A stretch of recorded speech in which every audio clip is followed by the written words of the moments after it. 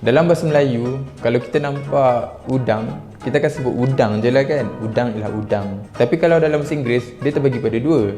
Kita boleh sebut sebagai shrimp dan kita boleh sebut juga sebagai prawn. So shrimp dengan prawn ni ada beza ke kan? Kenapa ada sebut shrimp? Kenapa ada sebut prawn? Sebenarnya memang ada beza antara shrimp dengan prawn ni. Persamaan antara shrimp dengan prawn ni ialah diorang ni berada dalam order Decapoda. Apa maksud Decapoda? Decapod. Maksudnya deca ada 10, pod ialah kaki. Maksudnya diorang ni ada 10 kaki. Kedua-dua shrimp dengan prawn ni mempunyai 10 kaki. Persamaan lain diorang ialah diorang ni mempunyai kulit yang lembut ataupun shell diorang yang lembut. Sebab tu diorang berada dalam kelas Malacostraca mempunyai shell. Dalam kelas Malacostraca juga kan ada macam ketam.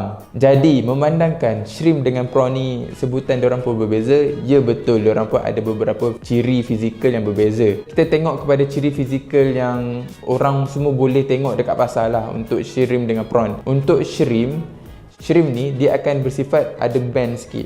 So badan dia tu macam ada lekuk. Kalau macam prawn pula dia akan bersifat straight. Kenapa shrimp ada lekuk tetapi prawn straight? Untuk udang kita akan ada bagi pada 3 bahagian. Kita ada head, thorax dengan abdomen. Untuk shrimp bahagian thorax dengan abdomen diorang ada overlap. Kiranya macam diorang punya cengkerang tu bertindih. Berbanding pula dengan prawn, thorax, abdomen dengan head diorang, kepala diorang punya cengkerang bertindih daripada kepala, thorax kepada abdomen. Sebab itulah bila diorang punya cengkerang bertindih, sebab tu prawn ni dia tak boleh nak bend. Sebab tu kalau korang tengok akuarium, macam dekat akuarium kan, prawn ni dia akan sentiasa macam duduk menegak macam ni.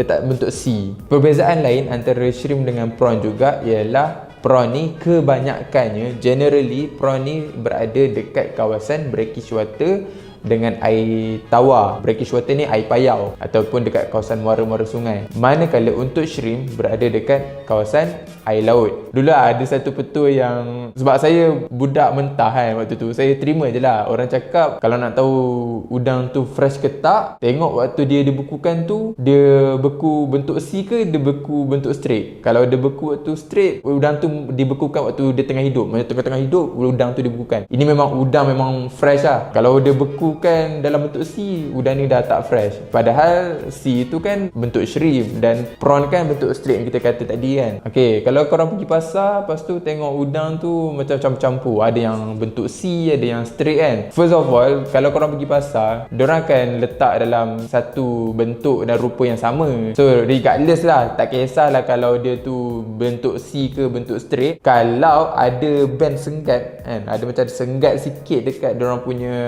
badan diorang tu, dekat thorax tadi tu akan jadi shrimp. Tapi kalau dia straight tapi dia bentuk C pun, dia boleh jadi prawn. Kenapa ada bentuk C, kenapa ada bentuk straight? Ialah waktu diorang travel between daripada ketangkap sampai nak ke pasar, diorang dibekukan. So dalam proses diorang nak dibekukan tu, udang tu masih hidup. So bila udang tu masih hidup, diorang akan bergerak macam ni, gerak macam ni kan. So bila diorang bergerak macam ni, tiba-tiba waktu diorang last bergerak, diorang tu ialah macam ni, diorang tak macam ni. So macam tu lah dia waktu sampai pasar sekalipun.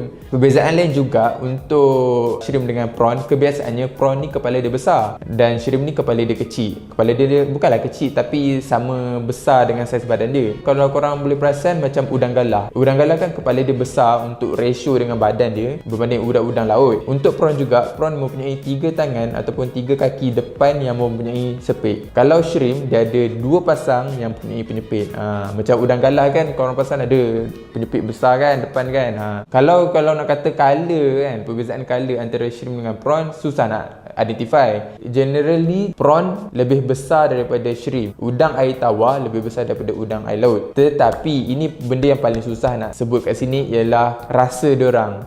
Mesti korang tanya, ada beza ke antara shrimp dengan prawn? Kebanyakan ahli-ahli kulineri, tukang-tukang masak, chef, diorang pun tak ada cakap yang ada perbezaan yang ketara kan between shrimp dengan prawn. Tetapi somehow lah kot, tak tahulah ni mungkin orang-orang tua kan. Plus benda ni taste kan, taste orang subjektif. Ada orang kata taste ini lebih sedap, ada orang kata taste ni lebih kurang sedap. Ada orang cakap yang prawn ni lebih rasa manis berbanding shrimp. Udang air tawar rasa dia lebih manis daripada udang air laut. Sejauh mana kebenarannya saya pun tak tahu.